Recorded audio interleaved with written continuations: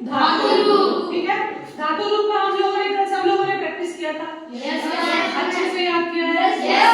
धातु रूप कितने प्रकार के होते हैं? मैम 2 प्रकार के होते हैं। कौन कौन? मैम अपरिवर्तनीय और परिवर्तनीय। परिवर्तनीय धातु किसे कहते हैं? जिस धातु रूप पे परिवर्तन होता है। हाँ, जिस धातु का रूप बदल जाता है वो परिवर्तनीय है। ठीक है, और अपरिवर्तनीय आयुषी। अपरिवर्तनीय किसे कहते हैं? जिसका धातु में परिवर्तन नहीं होता है। हाँ, वो अपरिवर्तनीय हो जाता है। ठीक है, तो अभी मैं शुरुआत में हम लोग सब मिल करके पिप धातु के बारे में पढ़ते हैं। ठीक है, इससे क्या होगा, हम लोग सब मिल करके एक साथ बोलेंगे, तो फिर उसके बाद मैं फिर एक एक से पूछूंगी। ठीक है, चलो। पिप का क्या अर्थ होता है? और यह कौन सी धातु है? अपरिवर्तनीय धातु है, क्योंकि पिप से ही हम लोग उसका धातु रूप बनाना शुरू कर देते हैं। ठीक है, चलो बोलते हैं हम लोग इसका धातु रूप।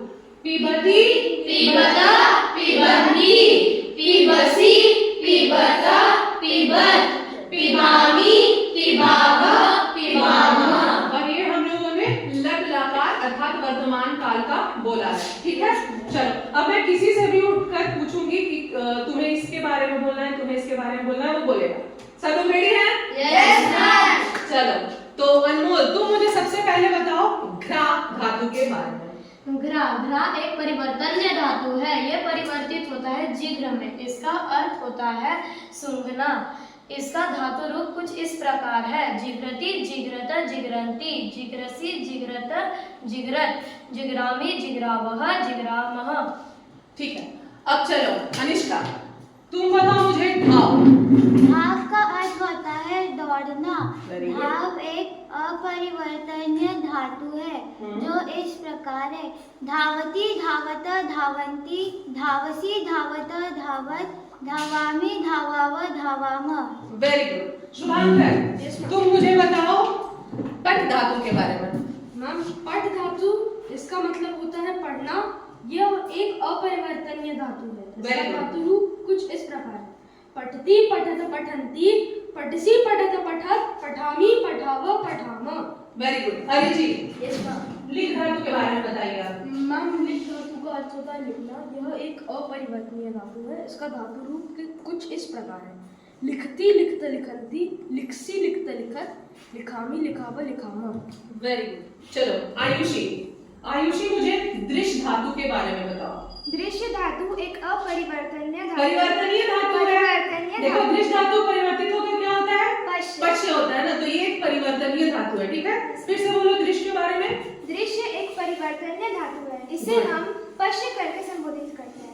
ठीक है, पश्यति, पश्यत, पश्यन्ति, पश्यसि, पश्यत, पश्यत, पश्यामि, पश्याव, पश्याम। Very good. नित्या स्था के बारे में बताओ। स्था धातु। स्था का अर्थ ठहरना होता है। यह एक परिवर्तनीय धातु है। इसका धातु रूप कुछ इस प्रकार है: तिष्ठति, तिष्ठत, तिष्ठन्ति, तिष्ठसि, तिष्ठस्थ, तिष्ठत, तिष्ठामि, तिष्ठाव, तिष्ठाम। तिष्ठाम। कुशाग्र भू, भू धातु के बारे में बताओ। भू का अर्थ होता है होना। यह एक परिवर्तनीय धातु है। इसे भव के नाम तरह बोला जाता है। किया जाता है। हाँ, जो इस प्रकार है। इसका धातु रूप कुछ इस प्रकार चलता है: भवति, भवता, भवन्ति, भवसि, भवत, भवत, भवामि, भवाव, भवाम। Very good. बैठो। सक्षम जल धातु के बारे में जल बताओ। धातु का अर्थ होता है चलना। यह एक अपरिवर्तनीय धातु है। इसे इस प्रकार बोला जाता है: चलति, चलत, चलन्ति, चलसि, चलत, चलत, चलामि, चलाव, चलाम। Very good. चलो अब बताएंगे विभोर।